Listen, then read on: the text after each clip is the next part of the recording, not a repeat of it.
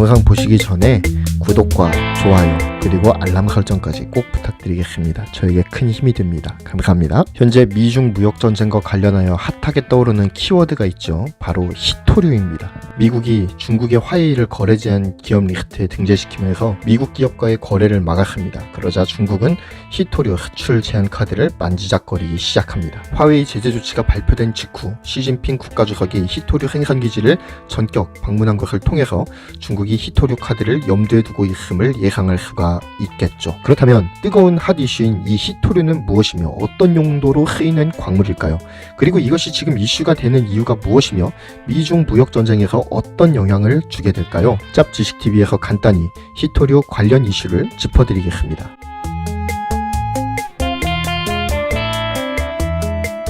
히토류 원소는 주기율표의 스칸듐과 이트륨, 란타늄부터 루테늄까지의 란타늄족 15개 원소를 말합니다. 이들을 묶어 히토류로 통칭하는 이유는 서로 화학적인 성질이 유사하고 광물 속의 그룹으로 함께 존재하기 때문입니다. 히토류라는 이름이 붙기는 했지만 지구의 지각에 상대적으로 굉장히 풍부하게 분포하고 있습니다. 다만 지구 화학적 성질로 인해서 히토류 원소는 경제성 있는 농축된 형태로는 거의 산출되지 않는 희귀 원소입니다. 즉 다른 말로 경제성을 담보할 수 있는 순도 높은 히토류를 구하기가 힘들기 때문에 히토류라고 하는 별명이 부여되었다라고 보는 것이 좋을 것입니다.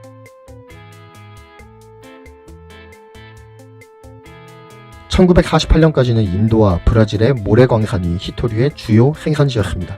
1950년대에 들어서 남아프리카 공화국이 새로운 히토류의 주요 산지로 떠오르게 됩니다. 1960년대에서부터 80년대까지는 미국 캘리포니아 남부의 마운틴 패스 광산이 주 산지였습니다. 그런데 1980년대 이후에 히토류의 패권이 어느 한 국가로 집중됩니다. 그 한 국가는 바로 중국입니다. 현재 세계 최대의 히토류 생산지이기도 하죠. 중국은 현재 세계 히토류 원소 공급의 97%를 담당하고 있습니다. 대부분 내몽골 자치구의 바오타오시에 위치한 바얀오보 광산에서 채굴됩니다. 다음 그래프는 시간에 따라 히토류의 공급선이 어떻게 변화되었는지를 보여주는 그래프입니다. 1980년대 이후에 히토류 패권은 중국이 장악하고 있다고 보아도 무방할 정도입니다.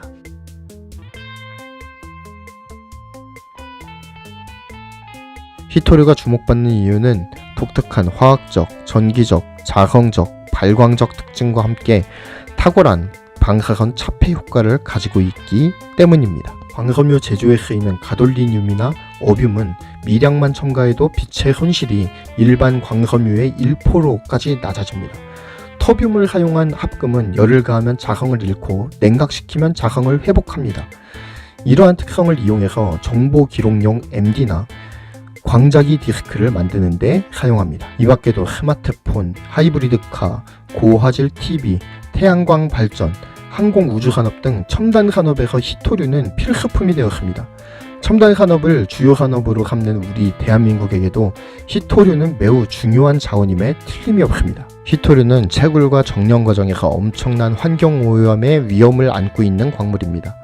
먼저 히토류의 채굴은 주로 바스트네사이트, 모자나이트와 같은 광물에서 생산이 되는데 토륨 및 우라늄과 같은 방사성 원소와 함께 채굴되는 경우가 많습니다. 그래서 방사능 피폭의 위험이 존재합니다. 게다가 채굴 현장에서 발생하는 분진은 작업자들에게 진폐증을 유발하는 원인이 됩니다. 중국 최대의 히토류 광산이 있는 내몽골 자치구의 바오타오시에서는 5,387명의 진폐증 환자가 있다고 합니다. 이 외에도 채굴된 히토류를 정련할 때에 분말 상태로 가공한 후 화학약품을 사용해서 거품을 만들어서 다른 광물과 분리하는 부상법을 사용하는데 여기에 사용되는 화학약품들이 이탄산 암모늄 내지는 옥살산과 같은 강한 독성 물질을 사용하기 때문에 환경에 미치는 영향이 굉장히 큽니다. 중국은 2010년 5월 자연과 자원 보호를 위해 불법 광산에 대한 집중 단속을 하겠다고 했지만 워낙 소규모의 유령업체들이 많고 유독성 폐기물을 물에 그냥 흘려버리는 등의 비양심적인 행태를 하고 있어서 이러한 고질적인 사회 문제가 대두되고 있는 상태입니다. 중국 히토류 최대 생산지인 내몽골의 바토 지역은 대표적인 환경오염 지역입니다. 사람이 살 수 없는 땅으로 불린다고 하니 말 다했죠.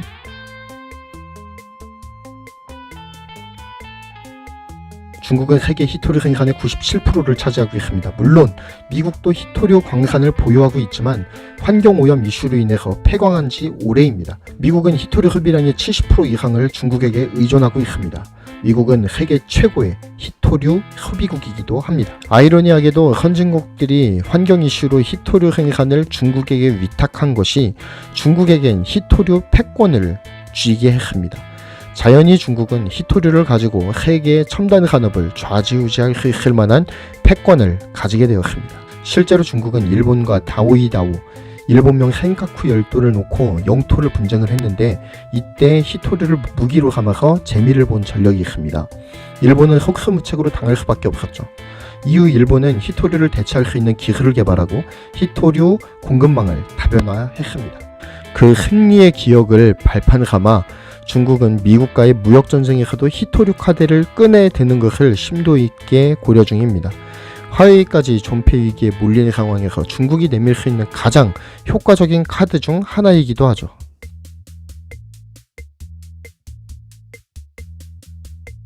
히토류로 무역전쟁에서 반전을 깨는 중국. 하지만 상황은 그렇게 녹록하지 않습니다. 미국 또한 자국 영토에 무시 못할 양의 히토류가 매장되어 있기 때문이죠. 히토류는 사실 굉장히 흔한 자원 중에 하나입니다. 다만 정년이 어려울 따름이죠. 사실 현재의 생산 불균형은 환경오염 이슈로 인해서 보유국에서 생산을 하지 않은 탓이 큽니다. 즉 미국이 자국 매장분의 히토류를 재채굴한다면 중국의 히토류 수출 제한 조치가 무용지물이 될 가능성이 큽니다. 일본도 중국과의 영토 분쟁에서 히토류 때문에 일패를 당한 후 공급선을 다양화하고 대체 기술을 발전시키는 것으로 돌파구를 마련 중입니다.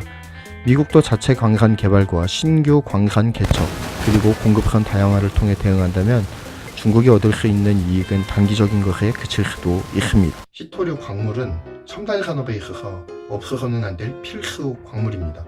그런데 지금 중국이 전 세계 생산량의 97%를 장악하고 있을 뿐만 아니라 미중 무역전쟁에서 이 히토류를 카드로 내밀기 위해서 준비 중이라는 소문이 있습니다. 그러한 것들을 살펴보았을 때 어쩌면 중국이 미국만 건드리겠습니까? 동맹국들도 같이 건드리겠죠. 그래서 우리나라에 만약에 히토류 공급을 제한한다고 한다면은 우리나라가 반도체 산업을 비롯한 첨단 산업이 주요 산업이지 않습니까? 그런데 만약에 동맹국에게 히토류를 제한하겠다라고 한다면은 굉장한 타격이 있을 수도 있겠다라는 생각이 듭니다. 어찌되었든 이런 때는 정말 우리나라에 자원이 없는 것이 이전에도 억울했었지만 더 억울해지는 것 같아요. 어찌되었든 정말 미중 무역전쟁이 빨리 끝나기만을 간절히 바랄 뿐입니다.